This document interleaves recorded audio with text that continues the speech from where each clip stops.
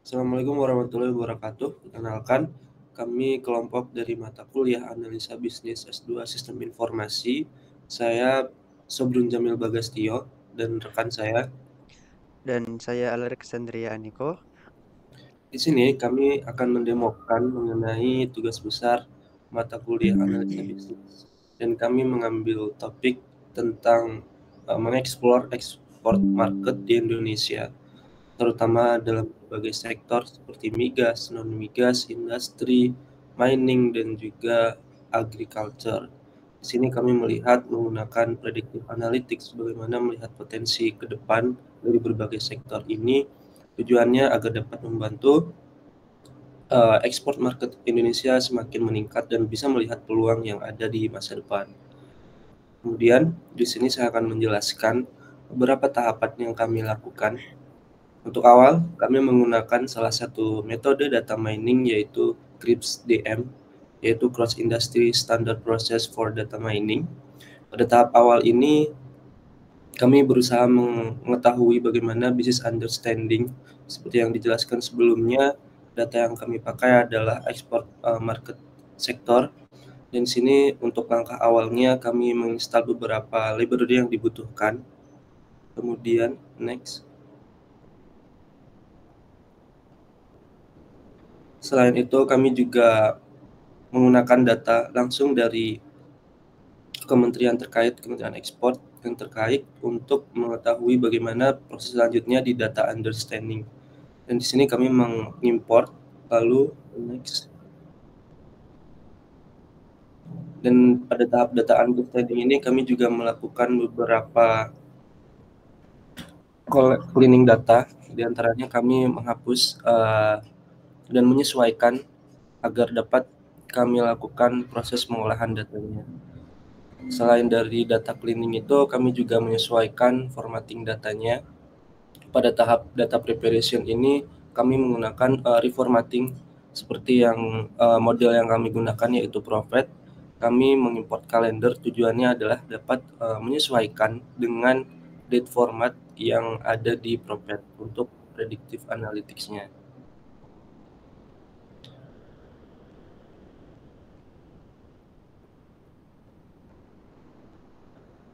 Dan pada tahap data preparation-nya ini sendiri, kami juga melakukan data cleaning lagi untuk menyesuaikan pada modeling nanti di tahap selanjutnya.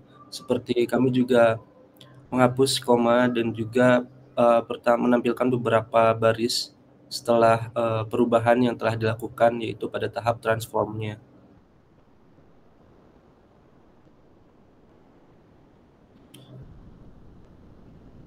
Pada tahap transform juga kami melakukan perubahan format data, date, untuk menyesuaikan tanggalnya.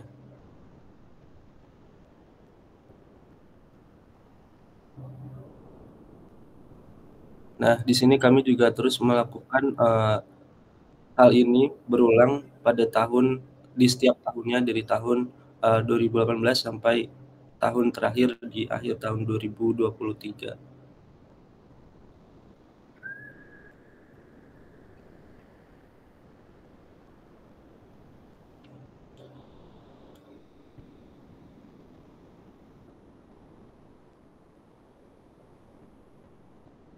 Nah, ini pada tahap terakhir di data preparation sebelum masuk ke modeling, kami mengintegrasikan dan mengcombine data-data yang sudah ada untuk agar dapat divisualisasikan dan melihat bagaimana mungkin ada finding atau insight yang bisa didapatkan.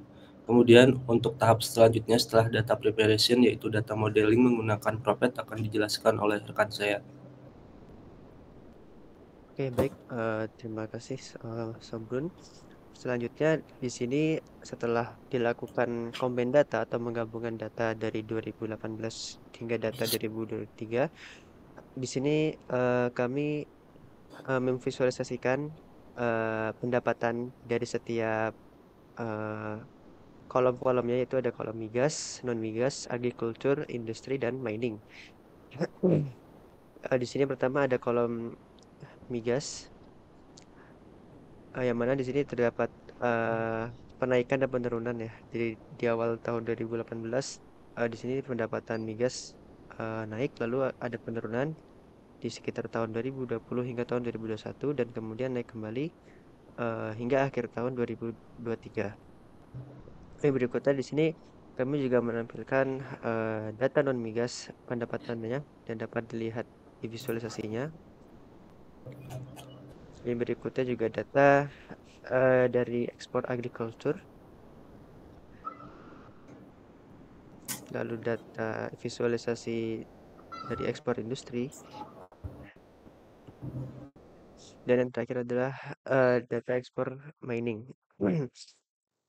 Lalu setelah kami menampilkan pendapatan ekspor dari beberapa kolom tersebut, di sini kami melakukan eh, prediktif analitik menggunakan Prophet, di mana di sini dilakukan perulangan dari setiap kolom-kolom eh, barang-barang ekspor tadi. Lalu di sini dibuat dulu model Prophetnya, lalu dilatih model Prophetnya. Dan di sini kami melakukan prediksi untuk 1 tahun ke depan, yaitu periode sama dengan 365 1 tahun ke depan. Lalu kami melakukan prediksi dengan forecast sama dengan model predict future. Lalu di sini untuk menampilkan hasilnya, kami memberikan seperti judulnya itu, Prophet Forecast for kolom ini. Kolom ini nanti bisa berisi migas, non migas, agriculture, industri, dan mining. Lalu di sini akan disimpan hasilnya. Lalu di sini akan divisualisasikan hasilnya. Adapun hasilnya itu dapat dilihat bahwa untuk barang non migas untuk prediksi selama 1 tahun ke depan dia akan mengalami beberapa lonjakan, namun di akhir akan eh, terdapat kenaikan pendapatan untuk ekspor non migas.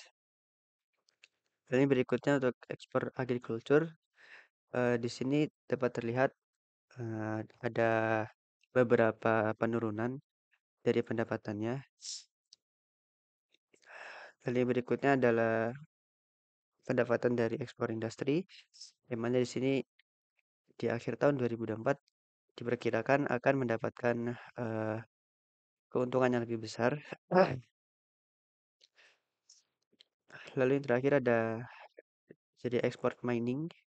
Di sini dapat terlihat bahwa akan diprediksi di akhir tahun 2024 pendapatan dari ekspor mining akan meningkat dibandingkan dengan tahun-tahun yang sebelumnya.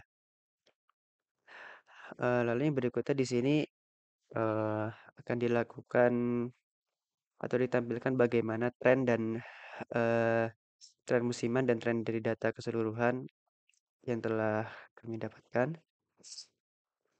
Maka di sini dapat dilihat bahwa tren dari pendapatan ekspor non migas adalah linear, setiap tahunnya semakin naik.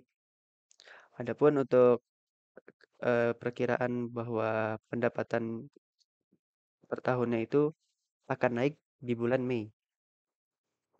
Lalu akan turun di sekitar bulan Juni dan Juli. Lalu yang berikutnya itu adalah untuk pendapatan dari agriculture.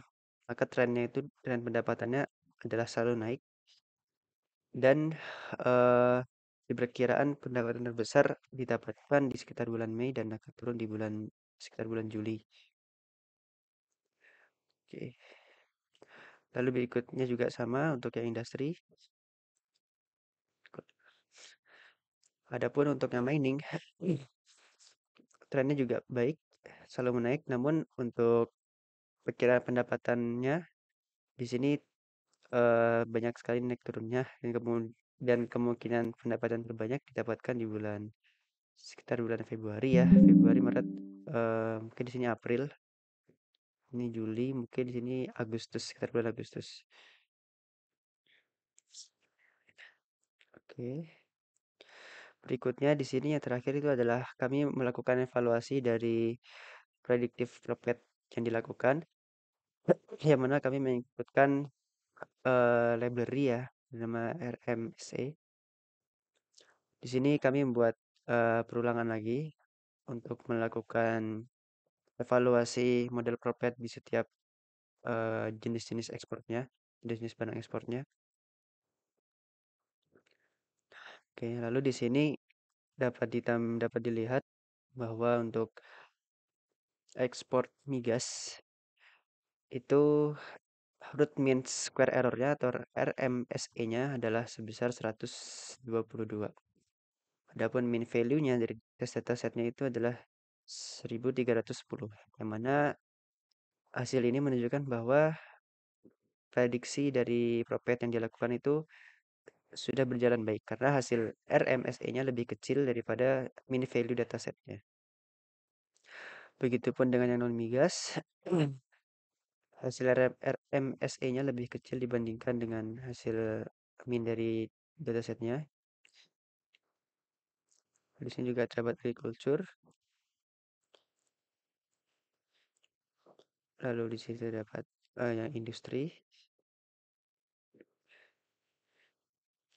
Paling terakhir untuk evaluasi dari prediksi dari data miningnya, data barang mining, ekspor barang mining.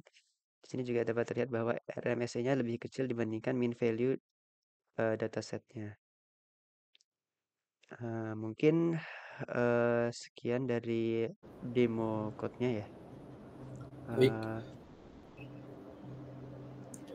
Kemudian untuk kesimpulannya sendiri bisa dilihat hasil dari demonya, semua sektor dari migas, non migas, kemudian agriculture dan juga industri memiliki potensi masing-masing. Namun bisa di-highlight diantaranya seperti yang dijelaskan oleh Alex sebelumnya, mining memiliki potensi yang cukup besar dibandingkan lainnya. Sementara itu di agriculture sendiri cenderung agak turun meskipun tetap ada potensi yang bisa dilihat ke depannya. Untuk detail mengenai lonjakan dan juga penurunan di setiap tahunnya bisa terlihat di pertengahan tahun antara Mei dan juga Juni di setiap sektor. Mungkin karena ini dipengaruhi oleh faktor eksternal seperti contohnya mungkin permintaan global atau tren market global yang bisa sangat mempengaruhi potensi ataupun predictive analytics yang dilakukan.